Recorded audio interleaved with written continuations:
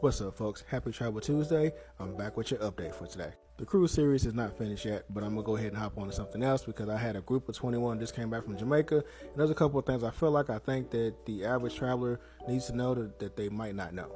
So we're going to title this one, The Do's and Don'ts of International Travel. We're going to start with item number 1. What should you apply for? Your passport book, your passport card, or both? And if one expires before the other one, which one should you use? Let me sum it up for you. The card is a waste of money. It's not really good for anything unless you're traveling. If you're driving across the border, like if you're going to Texas, if you're driving to Mexico, it'll do you some good. But having a passport book does just as good as having a card does. So it's kind of pointless to get this if you plan on getting a book. If you plan on going to the airport and you are going to encounter TSA, they're going to ask you for two things. They're going to ask you for your ticket, whether it be your e-ticket on your phone or the printed out ticket you got from the counter or from the kiosk, and they're going to want to see your passport. If you go to that TSA agent and you hand them your passport card, they're going to tell you, we're sorry, we can't let you through. You need to go back and get your passport. Because right here it tells you that this card is not valid for international travel by air.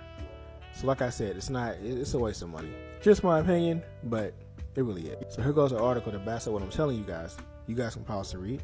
So by now you should have read it. If you pause or whatever, it tells you that passport books are accepted on all forms of international travel, no matter where you're going. As long as they don't have any beef with the country yours is from, you're good to go. Well, as you can see down here on the bottom, the passport card is only acceptable for land and sea transportation to Canada, Mexico, the Caribbean countries, and Bermuda. And even then, you're kind of limited because a lot of those require you to have a passport book.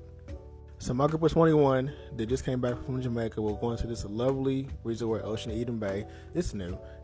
When I say new, it's been only a couple years old. It's a beautiful beach, luxury resort, adults only, good food, good vibes, good entertainment, all that good stuff. And one of the passengers got to the airport and she only had her passport card. So she calls me and I'm like, okay, well, where's your passport book? And she told me that her passport book had expired, but her passport card was still good. And I had to let her know, hey, I'll let you know that when you check into your flights, ask for your passport information because you need your passport book to fly internationally. So last minute decision, she decided to drive to a processing center, which I think the closest one to her was Chicago.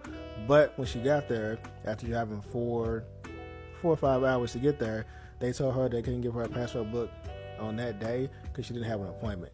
So not only did she lose money on her flights, she also lost money on the resort because the same day trying to get a cancellation on the resort, it's impossible. They're going to consider you a no-show, and 9 times out of 10, they're not going to give you any of your money back.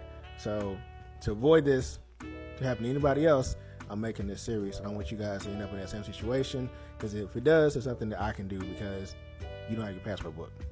All right, hope you guys find this useful. If you did, leave me a comment, leave me a thumbs up, something. Share this with a friend. Somebody needs to know this. I'm pretty sure you know somebody who does. All right, you guys have a good day.